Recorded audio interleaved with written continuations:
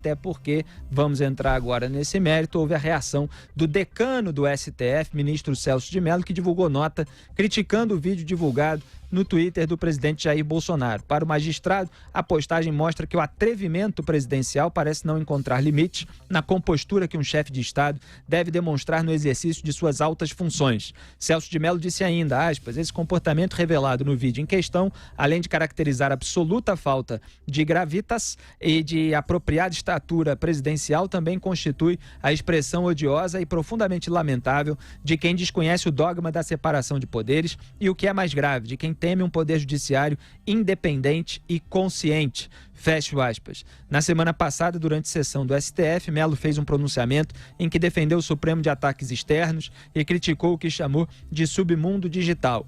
Vamos relembrar essa fala durante o julgamento da prisão após condenação em segunda instância. Então solta o vídeo aí, Robson.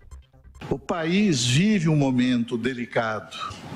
Diria até um momento extremamente delicado em sua vida político-institucional, pois de sua trajetória emergem como espectros ameaçadores, surtos autoritários, inconformismos incompatíveis com os fundamentos legitimadores do Estado de Direito e manifestações de grave intolerância que dividem a sociedade civil.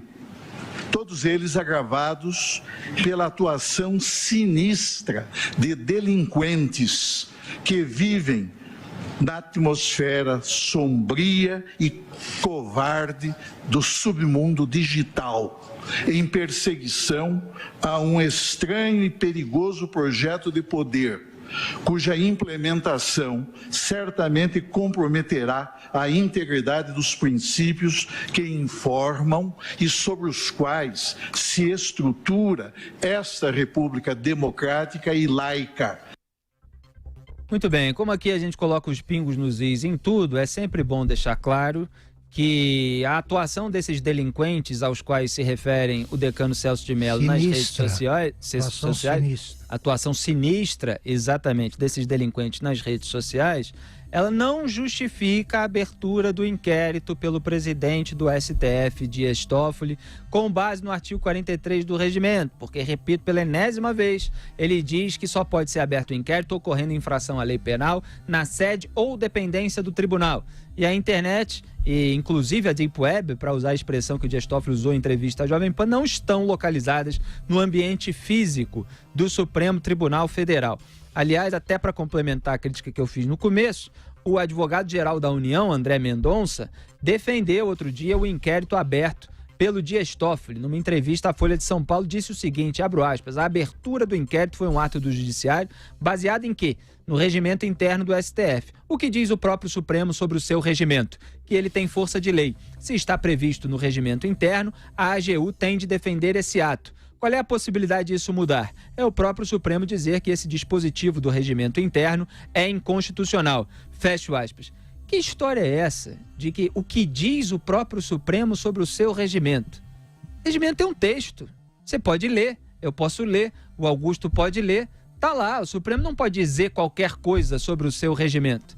E o texto está lá dizendo que é só em caso de infração à lei penal na sede ou dependência do tribunal. Então, que subserviência é essa das pessoas escolhidas pelo Jair Bolsonaro para esses postos tão importantes como advogado-geral da União e procurador-geral da República diante de uma ilegalidade flagrante do presidente do STF, de um inquérito dentro do qual outras ilegalidades vêm sendo cometidas, como vem sendo apontado, inclusive, pelos procuradores e juízes que atuam nas instâncias para as quais determinados casos dentro desse inquérito descem quando o inquérito é desmembrado.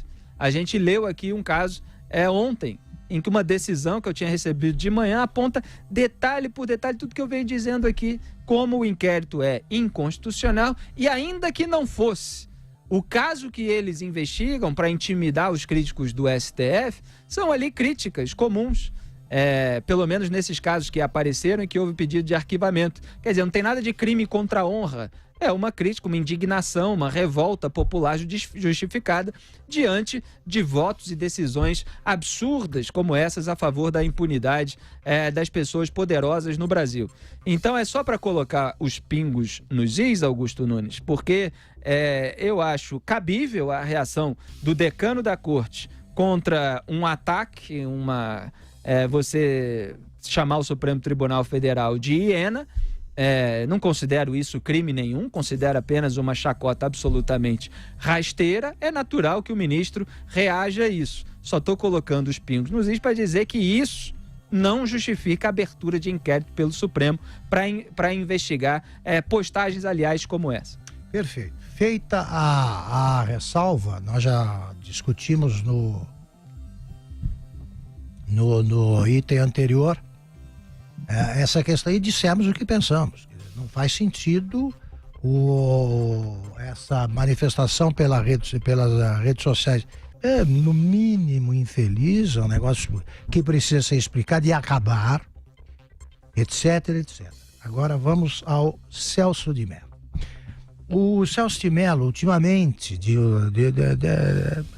uns tempos para cá, as manifestações do decano, que costuma falar, tradicional, seguindo a tradição, pelo tribunal todo, elas têm sido monumentos, elas têm configurado monumentos ao corporativismo. É tudo nhen, ali é um mimimi, deles se ofendem com qualquer coisa, no caso fazia sentido. Agora vamos lá.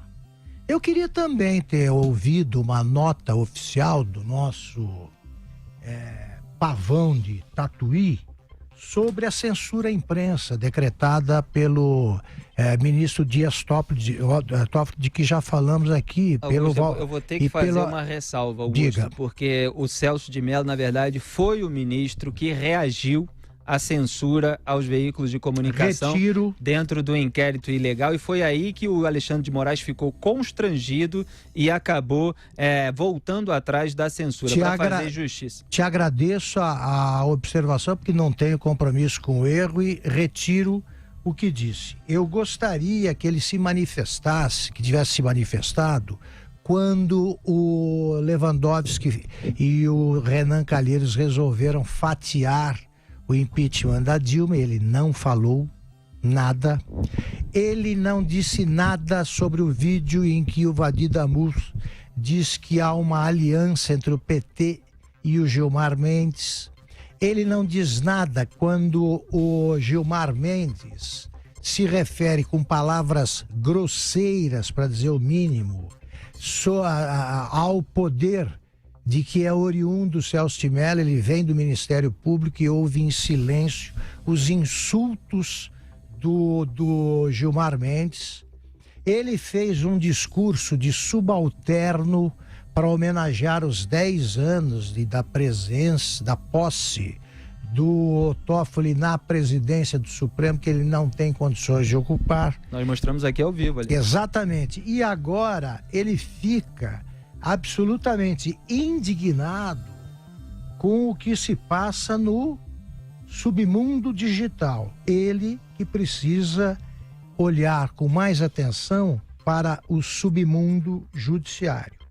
E antes de mais nada, eu gostaria que ele soltasse uma nota explicando por que é que ele resolveu libertar, agora se prepara para libertar, revogando a possibilidade do começo do cumprimento da pena depois da condenação em segunda instância. Ele vai libertar os integrantes do que ele chamou de autores de um projeto criminoso do poder. Ele ajudou a desbaratar esse bando.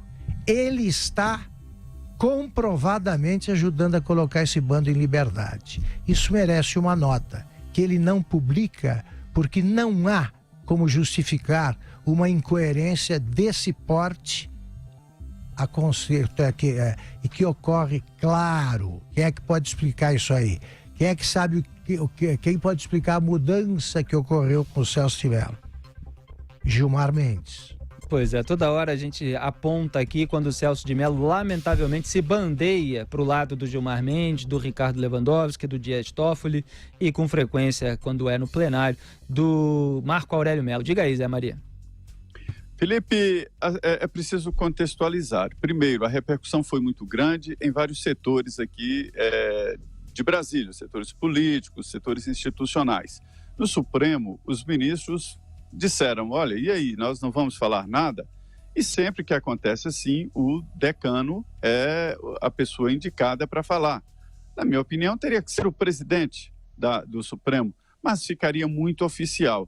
Agora, pode ser que o Toffoli é que tenha ligado para o presidente Bolsonaro, porque a publicação foi retirada do ar muito rapidamente, mas continuou sendo multiplicada, né? Inclusive, o que deu importância a isso foi a publicação do presidente. E aí o ministro Celso de Mello carregou ali nas tintas, né? E dizendo que o Supremo não é adversário do Palácio do Planalto. E foi a análise ali ideológica, não de ideologia, mas análise da comunicação de Leão, dizendo que o presidente não é o rei da savana política por aqui. Ele é um presidente de um poder executivo, mas que existe o poder judiciário e legislativo, e reafirmou a independência do judiciário. Eu sempre fico desconfiado quando alguém tem que falar obviedades. Significa que não é tão assim. Se o ministro do Supremo fica insistindo de que, olha, o judiciário é independente, é altivo, mas por que ele está falando isso, né? Esta também é a mensagem. Outros ministros reagiram, ou seja, o presidente acabou dando chumbo, dando pólvora para hienas falarem mal do governo. Agora, a análise geral não foi boa e o ministro Celso de Mello falou ali mesmo o que pensam os ministros. E o porquê? O Supremo Tribunal Federal está muito tenso. Está, como dizem uns aqui, como gato em hotel, ou seja, qualquer coisinha assusta. Isso porque está marchando contra a opinião pública. Há uma guerra interna no Supremo Tribunal Federal sobre isso.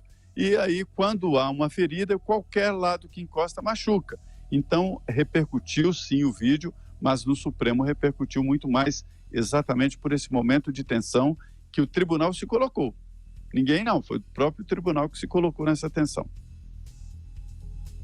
Acabou de sair, já que a gente está concluindo aqui as observações sobre esse tema, no Estadão, o ministro Marco Aurélio Mello, do STF, recomendou hoje que o presidente Jair Bolsonaro tire o pé das redes sociais ao comentar esse vídeo do qual a gente estava falando, que o STF aparece como uma hiena que ataca o leão Bolsonaro.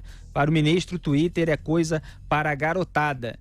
Detalhe é que o Gilmar Mendes tem conta lá no Twitter e muitas autoridades, o próprio Sérgio Moro tem conta lá no Twitter. Então, o Marco Aurélio Mello está aí falando com as suas observações retóricas. Eu vou ver se eu consigo puxar aqui mais um trecho do que ele disse. Entre a garotada, o Felipe, tem o garoto mais poderoso do mundo, né? Que é o Trump. O presidente Donald Trump. Garotão lá gosta de brincar no Twitter também. Ele simplesmente... Não, vários presidentes de todos os países. Ele é simplesmente o homem mais poderoso do mundo, é uma criancinha brincando. Na avaliação do Marco Aurélio Mello, o episódio foi um arroubo de retórica muito ruim, péssimo. É preciso tirar o pé das redes sociais. Twitter é coisa para a garotada, o presidente Jair Bolsonaro não está mais em campanha e deve governar para todos. A responsabilidade dele é ainda maior, porque quando o presidente fala, a voz dele ressoa. Eu acho que está na hora de temperança nas coisas que se diz. O Brasil precisa de trabalho e acaba que o que ele faz se perde com essas bobagens. Fecho aspas. Aliás, essa expressão arroubo de retórica, aqui fazendo justiça, o Marco Aurélio Mello usou uma vez para defender o Jair Bolsonaro. Num daqueles casos de declaração do Jair Bolsonaro que foi parar no Supremo Tribunal Federal, o Marco Aurélio Mello deu um voto a favor do Bolsonaro, dizendo que ele teve apenas um arroubo de retórica e que aquilo não era crime nenhum. Então tá aí a reação dele, a gente lamenta, assim como o Augusto apontou aqui o Celso de Mello, eu aponto aqui o Marco Aurélio Mello, que reage indignado a esse tipo de coisa, mas é capaz de, numa canetada de fim de ano, como aconteceu em 2018, tentar soltar milhares e milhares de criminosos condenados em segunda instância. Isso que ele, junto com os seus parceiros de plenário, está inclinado a fazer nesse momento em que a gente vai acompanhar a parte final do julgamento sobre essa questão depois daquela jurisprudência recente estabelecida em 2016. Então, Marco Aurélio Mello também reagiu, Zé Maria estava aí antecipando que vários ministros reagiram. E Zé, só para destacar uma coisa que você falou, você acha que o Toffoli ligou para o Bolsonaro? Tá assim nessa intimidade toda? Ó, rapaz, ó, vai mexer com a gente? Cuidado, hein? Ficou muito evidente, Felipe, ficou muito evidente ali de que houve um entendimento, porque a reação no Supremo foi muito grande, como eu disse, a reação foi geral, mas no Supremo foi mais, ficou muito claro ali de que houve uma comunicação, sim.